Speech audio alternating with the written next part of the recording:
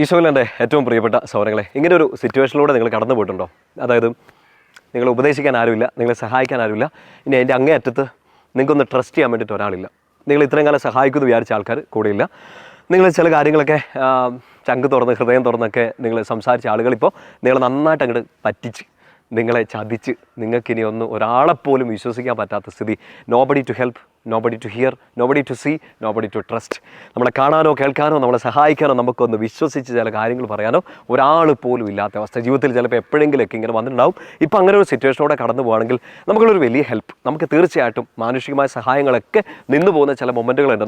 നമ്മൾ ട്രസ്റ്റ് ചെയ്ത സകലരും ചിലപ്പോൾ നമ്മൾ ഇട്ടേച്ച് പോകുന്നൊരു സമയം where we become totally lonely. ആരും കേൾക്കാനില്ല, ആരും കാണാനില്ല, ആരും സഹായിക്കാനില്ല, വിശ്വസിക്കാൻ ഒരാൾ പോലും ഇല്ലാത്തൊരു സമയം. എൻ്റെ പ്രിയപ്പെട്ട സഹോദരങ്ങളെ, നമുക്കൊരു വലിയ സഹായം വരുന്നുണ്ട്. ആ സഹായം ഉള്ളത് കൊണ്ടാണ് നമ്മളെയൊക്കെ ഇപ്പോഴും പിടിച്ചു നിൽക്കുന്നതെന്നുള്ള വലിയൊരു സത്യം നമ്മൾ തിരിച്ചറിയണം. സങ്കീർത്തനം 32 വായിച്ചിട്ടുണ്ടാവുമല്ലോ. മാപ്പ് ലഭിച്ചവൻ്റെ ആനന്ദം എന്നാണ് സങ്കീർത്തനത്തിൻ്റെ ടൈറ്റിൽ. അതിൻ്റെ 8ാമത്തെ വാക്യത്തിൽ നമ്മളിങ്ങനെ വായിക്കുക. സങ്കീർത്തനം 32:8 കർത്താവ് നൽകുന്ന ഒരു വാഗ്ദാനമാണ്.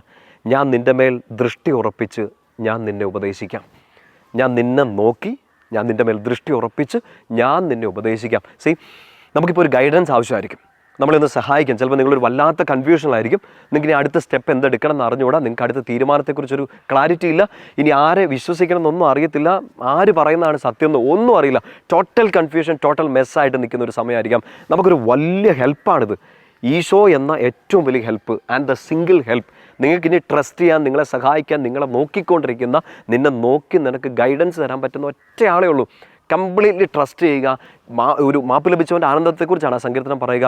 എല്ലാ പാപങ്ങളും കഴുകി ശുദ്ധീകരിച്ച് ഈശോയുടെ നെഞ്ചോട് ചേർന്നിരിക്കുക. നീ എടുക്കേണ്ട എല്ലാ തീരുമാനങ്ങളും, നീ പോകേണ്ട എല്ലാ വഴിയും കർത്താവ് നിൻ്റെ കൂടെ നിന്ന് സത്യമായിട്ട് നിൻ്റെ കൂടെ നിന്ന് നിന്നെ ഉപദേശിച്ചു തരും. സങ്കീർത്തനം 32:8 കൃത്യമായിട്ട് ഉള്ളിലോട്ട് കയറണം, ചെവിക്കാത്തോട്ടല്ല ഹൃദയത്തിലേക്ക് അത്. കാരണം ഞാൻ നിൻ്റെ മേൽ ദൃഷ്ടി ഉറപ്പിച്ച് നിന്നെ ഉപദേശിക്കാം. നിന്നെ നോക്കി, നിൻ്റെ കാല് ഇടം വലം തിരിയുന്നത് എങ്ങോട്ടാണ്, മുമ്പോട്ടോ പുറകോട്ടോ എന്ന് കൃത്യമായിട്ട് നോക്കി നിന്നെ ഞാൻ ഉപദേശിച്ചോളാം, നിന്നെ നോക്കിക്കൊണ്ടിരുന്നോളാന്ന്. നിന്നെ നോക്കാൻ ആരുമില്ല, നിന്നെ ഗൈഡ് ചെയ്യാൻ ആരുമില്ല, സഹായിക്കാൻ ആരുമില്ല, നിനക്ക് വിശ്വസിക്കാൻ ആരുമില്ല എന്നൊക്കെ പറഞ്ഞ് നീ ഇങ്ങനെ സങ്കടപ്പെട്ട് നിൽക്കുമ്പോൾ ഈശോയുടെ പ്രിയപ്പെട്ട കുഞ്ഞ്, ഈശോ നിനക്കൊരു ഉപദേശം, ഒരു അഷ്വറൻസ് തരികയാണ്, ഒരു ഉറപ്പ് തരികയാണ്.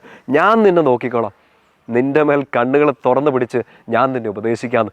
വലിയൊരു ശക്തിയല്ലേ ഇത്. ഈ ജോബിൻ്റെ പുസ്തകം വായിച്ചിട്ടുണ്ടല്ലോ, നമ്മൾ ഇതിനെക്കുറിച്ചൊക്കെ നേരത്തെയൊക്കെ പഠിച്ചിട്ടില്ലേ നമ്മുടെ ബയോ ക്ലാസ്സിലൊക്കെ. പിന്നെ ജോബിൻ്റെ പുസ്തകത്തെക്കുറിച്ചൊരു വലിയ ഡീറ്റെയിൽഡ് വീഡിയോ ഒക്കെ നമ്മൾ ചെയ്തിരുന്നു. ജോബിൻ്റെ പുസ്തകം 19ാമത്തെ അധ്യായത്തിൽ 27ാമത്തെ വാക്യത്തിൽ ഇതിനൊരു റെസ്പോൺസ് പോലെ ഇങ്ങനെ ജോബ് പറയുന്നുണ്ട്. അതായത്, കർത്താവേ, ഞാനിനി വേറെ ആരും നോക്കില്ല, ഞാൻ നിന്നെ തന്നെ നോക്കിയിരുന്നോളാം. എന്നെ സഹായിക്കാൻ അങ്ങ് എൻ്റെ പക്ഷത്തുണ്ട്, ഞാൻ അങ്ങേ മാത്രമേ നോക്കുകയുള്ളൂ. എന്നെ നോക്കി നിൽക്കുന്ന എൻ്റെ ദൈവത്തെ തന്നെ, വേറെ ആരെയും ഞാൻ നോക്കുന്നില്ല, എന്നെ സഹായിക്കുന്ന എൻ്റെ ദൈവത്തെ തന്നെ ഞാൻ നോക്കിയിരിക്കുന്നു. അതൊരു വലിയ തീരുമാനമായിട്ട് നിങ്ങൾ എടുക്കണം, നമ്മളെല്ലാവരും എടുക്കണം. നമ്മൾ ഇത്രയും കാലം നോക്കിയില്ലേ പലരെയും, ഇത്രയും കാലം ആളുകൾക്ക് ഹൃദയം തുറന്നു കൊടുത്തു, ചെവി തുറന്നു കൊടുത്തു. നിങ്ങൾ അവരെ തന്നെ നോക്കിയിരുന്നു. അവർ സഹായിക്കും, അവർ രക്ഷപ്പെടുത്തും. ഏതൊരു സാഹചര്യത്തിൽ അവരവിടെ ഇങ്ങനെ കൂടെ ഉണ്ടാവുമെന്നൊക്കെ വിചാരിച്ച് നൈസായിട്ട് പറ്റിക്കപ്പെട്ടില്ലേ, സങ്കടപ്പെട്ടില്ലേ? ആ സങ്കടം കാരണം നിങ്ങൾക്ക് തിരിച്ചു കയറി വരാൻ പറ്റാത്തൊരു വലിയ കുഴിക്കകത്ത് പെട്ടി കിടക്കല്ലേ. കയറിപ്പോരാൻ വേണ്ടി ഒരു ഒറ്റ വഴിയുള്ളൂ. ജോബിനെ പോലെ പറഞ്ഞേക്കണം, കർത്താവേ, അങ്ങൻ്റെ പക്ഷത്തുണ്ട്, അങ്ങൻ്റെ കൂടെ ഉണ്ടെന്ന് എനിക്കറിയാം, എൻ്റെ കൂടെ നിൽക്കുന്ന അങ്ങേ മാത്രമേ ഞാനിനി നോക്കത്തുള്ളൂ, മറ്റാരിലേക്കും ആശ്രയത്വത്തിന് പോകില്ല. നിങ്ങൾ ഈശോയെ തന്നെ നോക്കുന്നുണ്ട്. എൻ്റെ പ്രിയപ്പെട്ട സഹോദരങ്ങളെ, നിങ്ങളെ സഹായിക്കാനുള്ള മാലാഖമാരായാലും മനുഷ്യരെ ആയാലും കർത്താവ് ഒരുക്കും. നിങ്ങളോട് സംസാരിക്കേണ്ട ഉപദേശങ്ങളായാലും വചനങ്ങളായാലും ഗൈഡൻസ് ആയാലും കർത്താവ് കൃത്യമായിട്ട് നിങ്ങളുടെ ചുറ്റും നിന്ന് നിങ്ങൾക്ക് ഓരോ സാഹചര്യത്തിലൂടെ പറഞ്ഞു തരും. ഒറ്റ കാര്യമുള്ളൂ, കീപ് പ്രയോറിറ്റി. ഈശോയെ മാത്രം നോക്കാൻ വേണ്ടി ഒരു തീരുമാനം എടുക്കുക. നീ നോക്കേണ്ടത് എങ്ങോട്ടാണെന്ന് ഈശോ പറഞ്ഞു തരും. നമ്മളിപ്പോൾ ഈശോയെ നോക്കാണ്ട് അങ്ങോട്ടും ഇങ്ങോട്ടും നോക്കി, അങ്ങോട്ടും ഇങ്ങോട്ടൊക്കെ ചെവിയൊക്കെ കൊടുത്തു, ഹൃദയം കൊടുത്ത്, എല്ലാം കുളമായി, നമുക്ക് ഭയങ്കര സങ്കടങ്ങളുണ്ടായി. Now look at him. നിന്നെ നോക്കുന്ന ഈശോയെ നീ നോക്കുക. ഈശോ പറയും എങ്ങോട്ട് നോക്കണം, എങ്ങോട്ട് കേൾക്കണം, ഏത് ഉപദേശം സ്വീകരിക്കണം, എങ്ങോട്ട് കാലെടുത്ത് വെക്കണം എന്ന് ഈശോ പറഞ്ഞു തരും. കാരണം ഈശോയുടെ പ്രിയപ്പെട്ട ഒരാളാണ്. ഈശോയെ നോക്കുന്ന ഒരാളെ ഈശോ കൃത്യമായിട്ട് ഗൈഡ് ചെയ്തോളും. ഈ ജോബിൻ്റെ പുസ്തകം സങ്കീർത്തനം 32:8 കേട്ടോ, ജോബിൻ്റെ പുസ്തകം 19:27 രണ്ടും കൂടെ ചേർത്ത് ഈശോയ്ക്കുള്ളൊരു തീരുമാനം ഇതാണ്: നിന്നെ നോക്കിക്കോളാം, നിന്നെ ഉപദേശിച്ചോളാം. നമ്മുടെ തീരുമാനം എന്താണ്? ഞാൻ അങ്ങേ മാത്രമേ നോക്കുന്നുള്ളൂ, എന്നെ സഹായിക്കുന്ന എൻ്റെ കർത്താവിനെ. ഈ പഴയ നിയമത്തിൽ ജനസിസ്, ഉൽപ്പത്തി പുസ്തകം 16ാമത്തെ അധ്യായത്തിൽ ഈ ഹാഗാറിനെ കുറിച്ച് വായിക്കുന്നില്ലേ? അബ്രാമിൻ്റെ ആ ഒരു എപ്പിസോഡൊക്കെ നിങ്ങൾ വായിക്കുന്നുണ്ടാകുമ്പോൾ ഈ ഹാഗാർ ഇങ്ങനെ പോവാണ്, ഇങ്ങനെ ഇച്ചിരി വെള്ളമൊക്കെ കിട്ടാനും ഭക്ഷണം കിട്ടാനും ഒരു കുഞ്ഞൊക്കെ ഉണ്ട്.